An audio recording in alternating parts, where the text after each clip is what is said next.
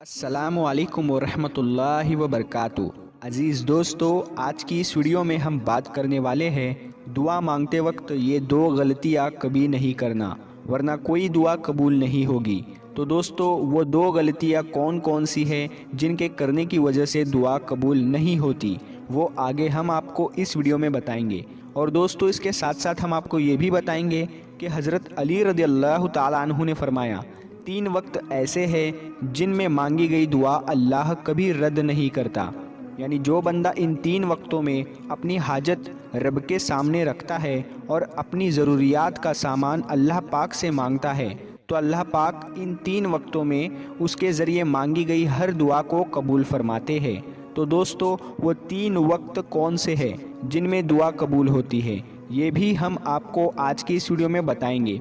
तो दोस्तों, बहुत ही प्यारी वीडियो होने वाली है। आप लोगों से गुजारिश है, आप लोग इस वीडियो को आखिर तक ज़रूर देखें। वीडियो शुरू करने से पहले अगर आप हमारे YouTube चैनल पर नए आए हैं तो हमारे YouTube चैनल को सब्सक्राइब करके बेल आइकन ज़रूर दबा दें। इस वीडियो को लाइक भी ज़रूर करें और ज़्यादा से ज़्यादा शेयर करके अपने कुछ करीबी दोस्तों तक ज़रूर पहुँचाएँ। तो आइए शुरू करते हैं वीडियो। तो दोस्तों, वो दो गलतियाँ जिनके करने के वजह से दुआ कबूल नहीं होती, वो काम कौन कौन से हैं, आइए हम आपको बताते हैं। दोस्तों, दुआ के बारे में आता है कि दुआ करना भी एक इबादत है। दुआ के बगैर इबादत का मज़ा ही नहीं होता। दोस्तों, जो बंदा दुआ नहीं करता उसके दिल को सुकून नहीं मिलता। दुआ के अंदर अल्लाह पाक ने सुकून रखा है। लोग दुआएं तो बहुत मांगते हैं, लेकिन दुआ के अंदर गलतियां भी करते हैं, जिनकी वजह से हमारी दुआएं कबूल नहीं होती। फिर हम अल्लाह पाक से शिकायत करते हैं, लोगों से शिकायत करते हैं कि हमारी दुआएं कबूल क्यों नहीं होती। दो ऐसी गलतियां हैं जो अक्सर हम दुआओं में करते हैं, जिनकी वजह से हमारी दुआ कबूल नहीं होती। कि हम दुआ तो मांगते हैं, लेकिन हम अपने गुनाह माफ़ नहीं कराते। हमारे गुनाह इतने ज़्यादा होते हैं कि दुआ के अंदर कबूलियत में वो रुकावट बनते हैं। जैसे कोई बंदा अल्लाह पाक की नाफरमानी करता है और उसके बाद तौबा किए बगैर दुआ करता है, तो उम्मीद है कि उसकी दुआ कबूल नहीं होगी, क्योंकि दोस्तों, दुआ के आगे गुनाह आ जाते हैं। इसलिए जब भी गुनाह करे तो अल्लाह पाक से माफ़ी मांग ले। एक अल्लाह के वली से पूछा गया कि हमारी दुआएं कबूल क्यों नहीं होती, तो उन्होंने कहा कि गुनाहों की वजह से हमारी दुआएं कबूल नहीं होती है। और दूसरी गलती जिसकी वजह से हमारी दुआएं कबूल नहीं होती, वजह यह है तो 2 मरतबा, 3 या 4 या फिर 7 या 8 मरतबा, ज़्यादा से ज़्यादा 10 मरतबा मांग कर मायूस हो जाते हैं। यानी कि उम्मीद छोड़ देते हैं, नाउम्मीद हो जाते हैं। इंसान ये सोचने लगता है कि मेरी दुआ कबूल ही नहीं हो रही है, तो मांगने का क्या फ़ायदा। लेकिन इंसान ये नहीं सोचता कि हो सकता है कि इसमें अल्लाह पाक की कोई ना कोई हिकमत हो। नबी करीम सल्लल्लाहु ताला अलैहि वसल्लम ने इरशाद फरमाया कि बंदे की दुआ उस वक्त तक कबूल नहीं की जाती जब तक वो दुआ में जल्दी ना करे। जैसे ही बंदा दुआ करने के बाद जल्दी करेगा, सब्र नहीं रखेगा, तो उसकी दुआ कबूल नहीं होगी। तो दोस्तों, दुआ के बाद सब्र रखना बहुत ज़रूरी है, तभी हमारी दुआएं कबूलियत को पहुंचेंगी। दोस्तों, अब हम आपको बताते हैं 3 ऐसे वक्त के बारे में जिनके बारे में हज़रत अली रज़ियल्लाहु ताला अन्हु ने फरमाया कि जो बंदा इन 3 वक्तों में अपनी हाजत अल्लाह रब्बुल इज़्ज़त के सामने रखता है और अपनी ज़रूरियात का सामान अल्लाह पाक से मांगता है, चाहे वो औलाद ही क्यों ना मांगे या माल और दौलत ही क्यों ना मांगे, अल्लाह पाक उसको ये 3 वक्तों में जो वो मांगता है, जो भी ज़रूरत अल्लाह के सामने रखता है, तो अल्लाह पाक उसको ज़रूर अता फरमाते हैं। और दोस्तों, दूसरी बात, हम आपको एक ऐसा वजीफ़ा बताएंगे, अगर 11 दिन तक रात को आप उस वजीफ़े को करते हैं तो इंशाअल्लाह ताला आपकी हर हाजत पूरी होगी और आपके घर में खूब खैर व बरकत होगी। अल्लाह रब्बुल इज़्ज़त की गैब से मदद आएगी और बरकत ही बरकत और रहमत ही रहमत होती है। तो दोस्तों, वो 3 वक्त कौन से हैं, आइए हम आपको बताते हैं। दोस्तों, एक शख्स हज़रत अली रज़ियल्लाहु ताला अन्हु की खिदमत में आया और कहने लगा, या अली, वो कौन सा वक्त है कि जब भी मैं दुआ मांग लूँ तो फ़ौरन कबूल हो जाए।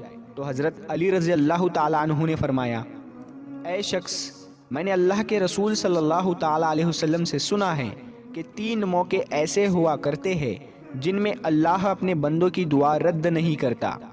اس شخص نے پوچھا، یا علی، وہ کون سے 3 لمحات ہیں؟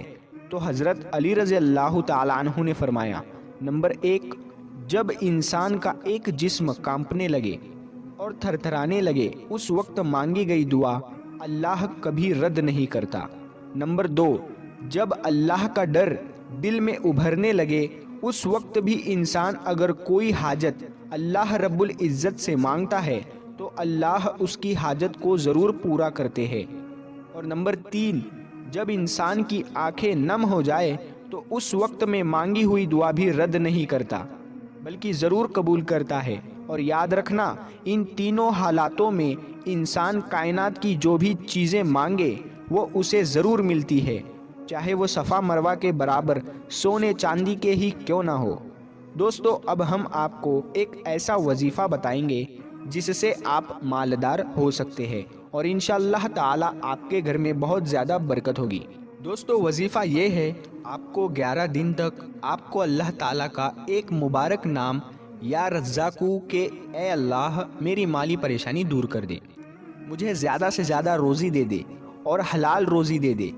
تو دوستو، یہ وظیفہ کرنے کے لیے آپ کو رات کو وضو کرنا ہے۔ وضو کرنے کے بعد آپ بستر پر بیٹھے تو دہانے کروٹ سنت پر آپ کو لیٹنا ہے، جیسے سنت طریقہ ہے سونے کا۔ پھر لیٹنے کے بعد آپ کو اپنی حاجت دل میں رکھ کر یا رزاقو یا رزاقو یا رزاقو کو 101 مرتبہ 11 دن تک پڑھنا ہے، اور ہر رات اسی طریقے سے وضو کر کے ہی پڑھنا ہے۔ انشاءاللہ تعالی کچھ ہی دنوں کے اندر آپ کی ہر حاجت پوری ہوگی اور اللہ کی مدد غیب سے آپ کے گھر میں آئے گی، اللہ کی رحمت اور برکت آپ کے گھر میں برسنے لگے گی انشاءاللہ۔ دوستو، اب ہم آپ کو بتاتے ہیں کہ پیارے نبی حضور پاک صلی اللہ تعالی علیہ وسلم نے ارشاد فرمایا، 4 چیزیں چہرے کی رونق ختم کر دیتی ہے۔ تو پیارے دوستو، نبی کریم صلی اللہ تعالی علیہ وسلم نے جس انسان کی زندگی میں یہ 4 چیزیں آئے گی تو اس کے چہرے کی رونق چلی جاتی ہے۔ تو پیارے رسول صلی اللہ علیہ وسلم نے کن 4 چیزوں کے بارے میں بتایا ہے وہ ہم آپ کو بتائیں گے۔ اس کا چہرہ بے رونق ہو جاتا ہے، اس کی زندگی سے خوشیاں جاتی رہتی ہے۔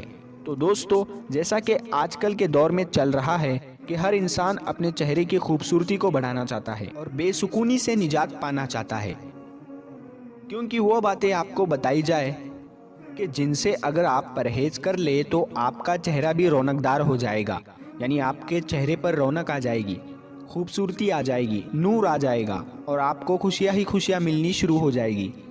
دوستو، پیارے نبی حضور پاک صلی اللہ تعالی علیہ وسلم نے ارشاد فرمایا کہ زنا کرنے سے چہرے کی رونق ختم ہو جاتی ہے۔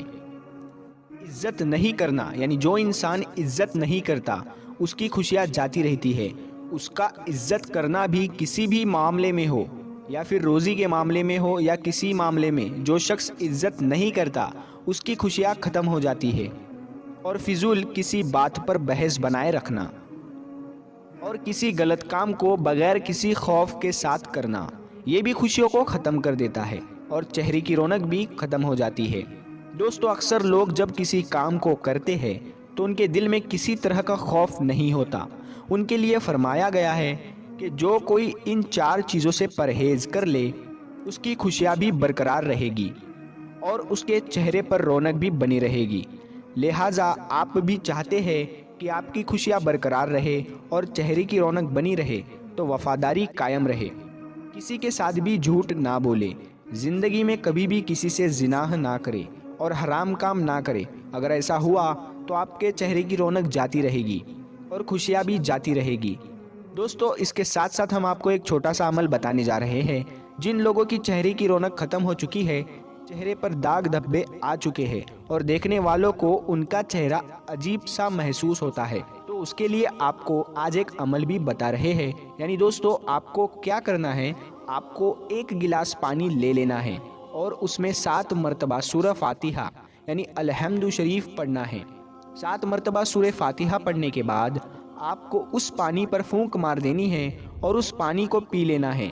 انشاءاللہ آپ کے چہرے پر رونق ہی رونق آ جائے گی اور خوشیاں بھی آ جائے گی۔ دوستو، یہ عمل آپ کو پاک اور صاف حالت میں ہی کرنا ہے، یعنی جو مرد اور عورت یہ عمل کرنا چاہتے ہیں تو پہلے پاک صاف باوضو ہو جائے، اس کے بعد ہی یہ عمل کرے۔ انشاءاللہ تبارک و تعالی چہرے کی رونق چمکدار بنی رہے گی۔ حضرت علی نے فرمایا، جب تمہارے جسم میں یہ ایک نشانی دکھنے لگے تو سمجھ لو کوئی آپ کے لیے دعا کر رہا ہے۔ تو دوستو، حضور پاک صلی اللہ علیہ وسلم نے فرمایا، پیٹھ پیچھے مسلمان بھائی کی دعا قبول ہوتی ہے۔ اس کے پاس ایک فرشتہ دعا کرنے والے کے سر سے قریب مقرر ہوتا ہے۔ جب کوئی کسی مسلمان بھائی کے لیے دعا کرتا ہے تو فرشتہ اس پر آمین کہتا ہے اور یہ کہتا ہے کہ مسلمان کے حق میں تو نے جو دعا دی ہے وہ تیرے لیے بھی اس جیسے نعمت کی خوشخبری ہے۔ دوستو، ہمارے نبی صلی اللہ علیہ وسلم نے فرمایا، اللہ تعالیٰ فرماتا ہے، میں پہلے تجھ سے شروع کروں گا، یعنی تم جو دعائیں دوسروں کے لیے مانگ رہے ہو وہ سب دعائیں میں پہلے تمہارے حق میں قبول کروں گا، پہلے تمہیں ہی دوں گا، پہلے تمہیں عطا کروں گا۔ دوستو، سب سے زیادہ قبول ہونے والی دعائیں کون سی ہے؟ یاد رہے کہ نبی کریم صلی اللہ تعالیٰ علیہ وسلم نے فرمایا 5 دعائیں ضرور قبول کی جاتی ہے۔ پہلے نمبر پر مظلوم کی دعا، دوسرے نمبر پر حاجی کی دعا، تیسرے نمبر پر مریض کی دعا، چوتھے نمبر پر مجاہد کی دعا اور 5ویں نمبر پر ایک مسلمان بھائی کے لیے دعا۔ جو دوسرے مسلمان بھائی کے لیے موجودگی میں کرتا ہے، غیر موجودگی میں اس کی دعا کرتا ہے تو اس کی وہ دعا قبول ہو جاتی ہے۔ یہ 5 دعائیں فرمانے کے بعد پھر آپ صلی اللہ علیہ وسلم نے فرمایا، ان دعاؤں میں سے سب سے زیادہ قبول ہونے والی دعا وہ ہے جو ایک مسلمان بھائی اپنے دوسرے مسلمان بھائی کے لیے اس کی پیٹھ پیچھے دعا کرتا ہے۔ ناظرین، حضرت ابراہیم بن آدم فرماتے ہیں کہ میں بیت اللہ شریف میں ہمیشہ رات کو ایسے موقع کا خواہش مند تھا کہ خانہ کعبہ خالی ہو اور میں ایسے وقت میں عبادت کروں۔ چنانچہ ایک رات جب بارش ہو رہی تھی، خانہ کعبہ میں صرف میں ہی اکیلا طواف کر رہا تھا۔ میں نے موقع کی قیمت جانی، کعبہ کے حلقے یعنی باب خانہ میں ہاتھ ڈالا اور گناہوں کی پاکی یعنی مغفرت کی طلب کی، تو اس وقت غیب سے آواز آئی کہ تمام مخلوق مجھ سے یہی چاہتی ہے۔ یہ سن کر میں نے کہا، یا اللہ، آپ صرف میری ہی گناہوں کو بخش دے۔ تو پھر آواز آئی کہ اے میرے بندے، تم دوسری ساری مخلوق کے متعلق ہمارے ساتھ گفتگو کرو، یعنی اپنے علاوہ دوسروں کے متعلق دعا کرو لیکن اپنے لیے کوئی بات نہ کرو، کیونکہ تمہارے متعلق دوسروں کے لیے کہنا، دعا کرنا زیادہ فائدہ مند ہے۔ دوستو، یاد رہے اللہ پاک سب کی دعائیں قبول فرماتا ہے، مگر اس کا بدلہ کبھی فوراً مل جاتا ہے تو کبھی دیر سے ملتا ہے۔ یہ سب اس کی حکمت پر ہے، لیکن کبھی کبھی ہمارے کچھ ایسے اعمال ہوتے ہیں جو ہمارے دعاؤں کی قبولیت میں رکاوٹ کا سبب بن جاتے ہیں۔ صرف 2 لوگ مقدر والے ہوتے ہیں، ایک وہ جنہیں وفادار دوست ملتا ہے اور دوسرا وہ جس کے ساتھ ماں کی دعائیں ہوتی ہے۔ حضرت علی رضی اللہ تعالیٰ عنہ فرماتے ہیں، جب تم بغیر کسی وجہ کے خوشی محسوس کرنے لگو تو یقین کر لو کوئی نہ کوئی کہیں نہ کہیں آپ کے لیے دعا ضرور کر رہا ہے۔ دوستو، 2 گناہ جن کی وجہ سے زندگی بھر کی نیکیاں ختم ہو جاتی ہے۔ آئیے ہم آپ کو بتاتے ہیں گناہ نمبر 1۔ دوستو، اللہ کا ایک نیک بندہ جس نے اپنے زندگی کے 70 سال اللہ کے عبادت میں گزارے، اس کے بعد اس کا انتقال ہو گیا تو وہ ایک مرید کے خواب میں آئے۔ مرید نے پوچھا، حضرت کیا حال ہے؟ آپ نے فرمایا کہ کچھ نہیں، بس ابھی تک بخشش نہیں ہوئی ہے۔ مرید نے کہا کہ حضرت آپ نے تو 70 سال اللہ کی عبادت کی ہے، پھر آپ کی بخشش کیوں نہیں ہوئی؟ تو آپ نے فرمایا، ان 70 سال کے عبادت کے بارے میں مجھ سے ابھی تک پوچھا ہی نہیں گیا ہے، میرا معاملہ تو بس ایک بات پر رکا ہے۔ مرید نے پوچھا، آخر وہ معاملہ کیا ہے؟ تو حضرت نے فرمایا، ایک دفعہ میں اپنے آنگن میں بیٹھا ہوا تھا، تیز دھوپ ہو رہی تھی، پھر اچانک سے بارش ہونے لگی تو میرے منہ سے نکل گیا، اف، یہ بے وقت کی بارش۔ بس اللہ نے مجھ سے پوچھا، وہ بارش بے وقت کیسے تھی اسے ثابت کر کے دکھاؤ، کیونکہ اللہ کے یہاں ہر چیز کا ایک وقت مقرر ہے، اب میں اسے بے وقت کیسے ثابت کروں؟ دوستو، بس اسی ایک گناہ کی وجہ سے اس شخص کی بخشش نہیں ہوئی۔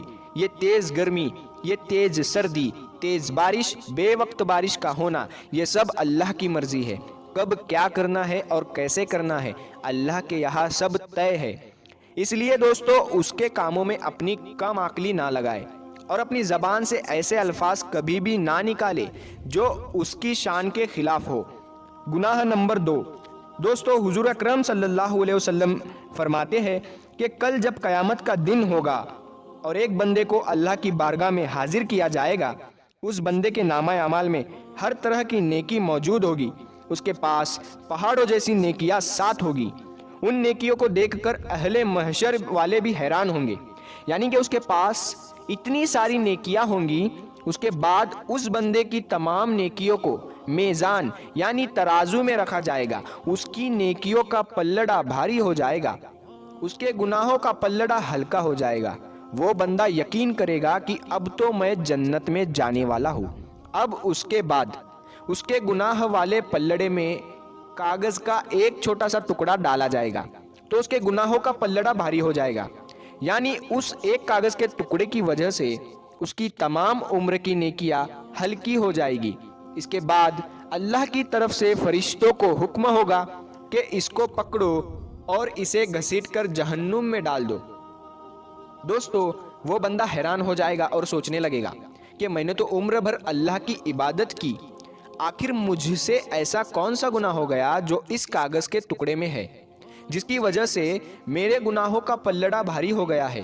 جب فرشتے اس بندے کو گھسیٹتے ہوئے جہنم کی طرف لے جا رہے ہوں گے تو وہ بندہ کہے گا کہ میں جہنم میں تو جا رہا ہوں، لیکن مجھے یہ تو بتایا جائے کہ آخر اس کاغذ کے ٹکڑے میں ایسا کون سا گناہ لکھا ہوا ہے جس نے میری عمر بھر کی نیکیوں کو ختم کر دیا ہے۔